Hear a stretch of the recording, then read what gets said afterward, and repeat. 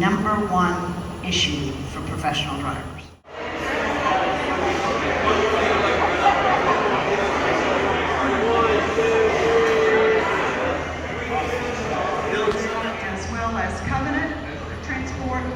Is a sponsor for us today, and the College Dell Tomorrow Foundation providing us with this beautiful space and to have those partners.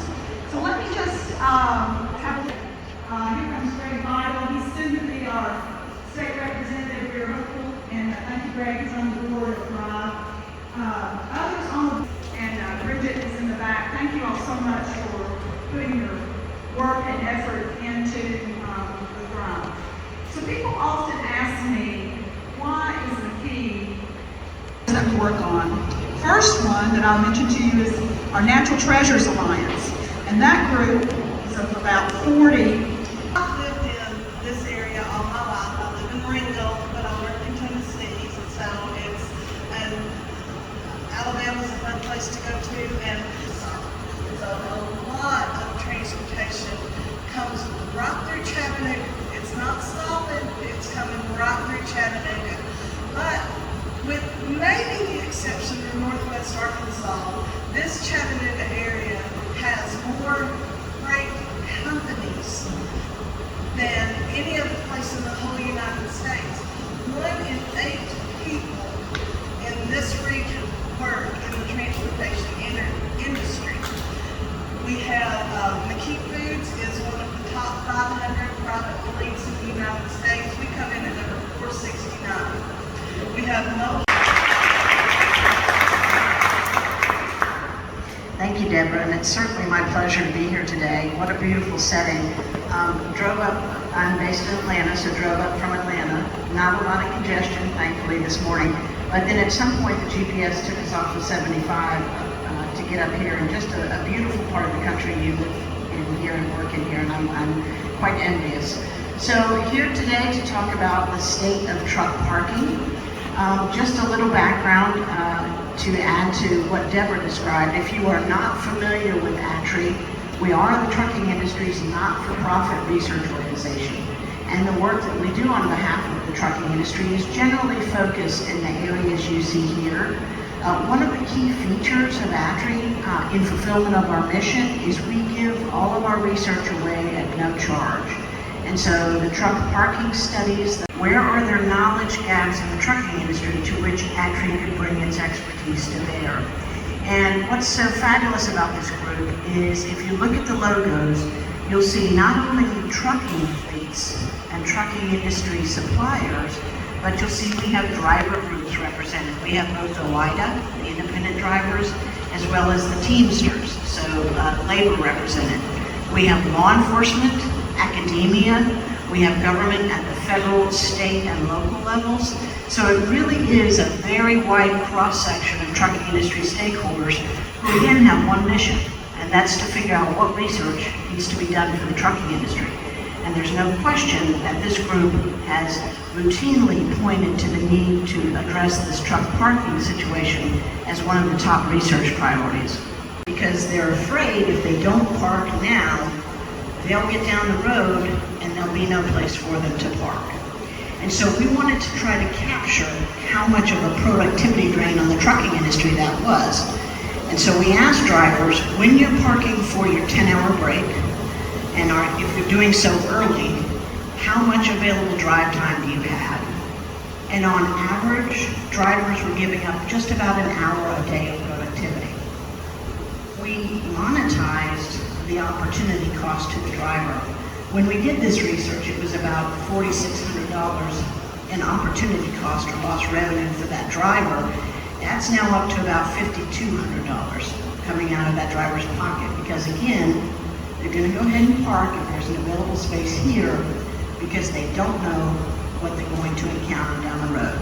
One of the most impactful things for me out of this diary research was each page of the diary had the questions, but drivers were invited to give us any additional thoughts on the back of each page. And boy, did they tell us a story. And they told it repeatedly, and these are just two of the quotes, but honestly, these two themes were repeated diary after diary after diary. Most stressful aspect of the job. So we have an industry where the driver shortage is the #1 issue, finding and retaining quality drivers. And we have a situation with the lack of truck parking that drivers are indicating is the most stressful aspect of their job. And then from the driver on the right, the issue that I think unfairly pits law enforcement and professional drivers against each other, because you see it everywhere, rest areas where it is noted that you cannot park longer than 2 hours. We have drivers who have a mandated 10-hour rest break, and we have law enforcement charged with enforcing that 2-hour limit. And so as the driver on the right indicates, there are situations where he or she doesn't know if the officer's going to come knock on the door when they're trying to get their mandated hours.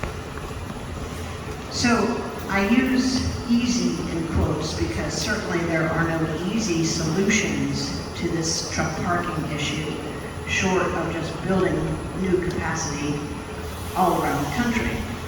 But there are certainly some things on the public sector side that can be done. One is that increasing the time that vehicles are allowed to be parked at public rest areas, so that drivers and law enforcement are not forced to evaluate, do I keep going even though I'm tired because I'm only allowed to park for 2 hours here? Enforcement has to enforce that 2-hour limit. A number of states have also opened up their permanent way stations for overnight truck parking. They've got the asphalt there where trucks can park. They've got access to rest areas or restrooms. They have generally vending machines. So it does provide some amenities. Wisconsin was early on one of the states that did this. And in speaking with their enforcement division, they were very happy to be able to provide the space, but they said culturally it was a challenge to convince drivers to take their 8-hour break at law enforcement's house.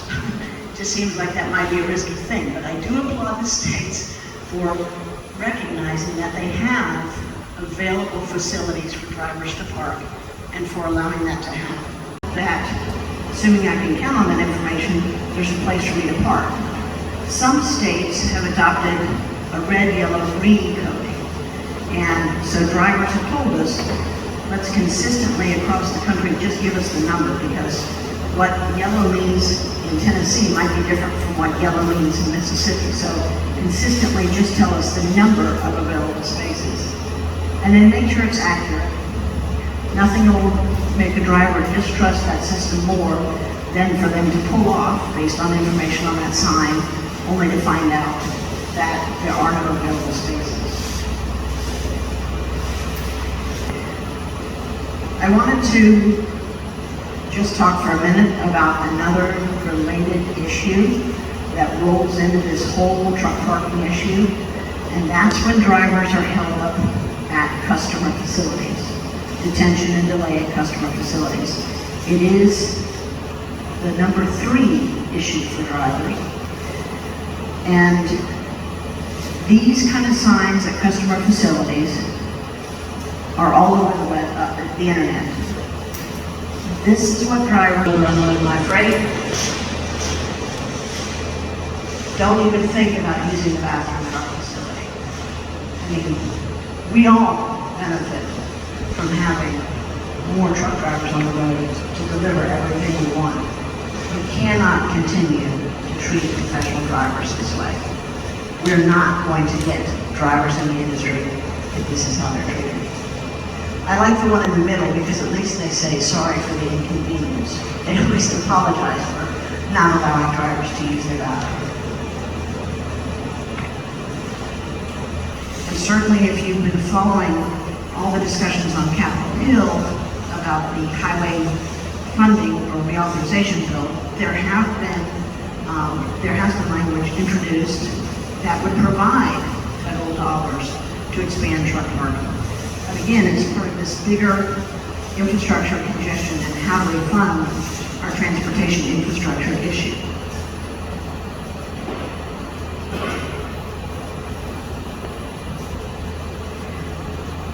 So if there was a silver lining to the pandemic, it's that everybody else stayed at home, and in the trucking industry, we got to have the transportation infrastructure to ourselves, at least for a while. We wanted to test that out and see how impactful that was with our truck GPS data set. And so on the left, Spaghetti Junction, for those of you who are familiar with Atlanta, 285 and 85, we compared the same week in March for 3 years, 2018, 2019, and 2020. And what you can see on the left is that the blue and yellow lines are 18 and 19. In the afternoon at Spaghetti Junction, truck speeds are averaging 10 to 15 miles per hour because it's so congested there. Fast forward to March of 2020, when everybody else stayed at home, trucks were averaging 55 miles per hour because we had basically the highway system to ourselves.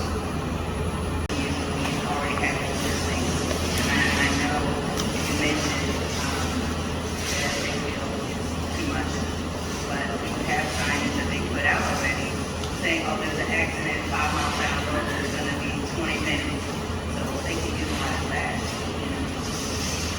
Absolutely, it's a great question. One of the challenges is getting the counts.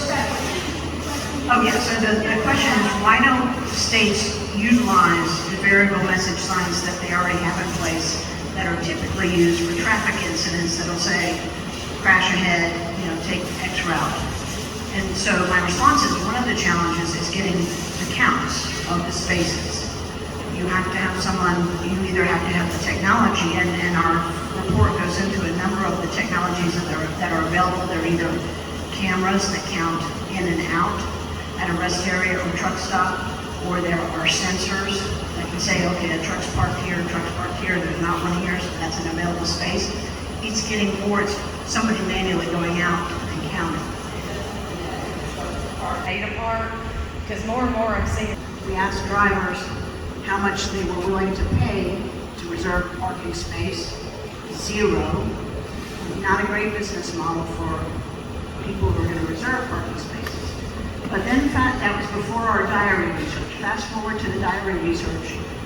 15% of the drivers in that research in 2016 indicated that their fleet paid their truck parking reservation fee for them, or reimbursed them for it. Rebecca, we always enjoy your research. Let me just say, you need to go to her website, look at that. We thank you for providing that service to the trucking industry. We've had a couple more of our state legislators come in. Senator Bo Watson is in the back. Senator Mike Bell, thank you all so much for being here. Did I miss anyone else come in that I didn't recognize?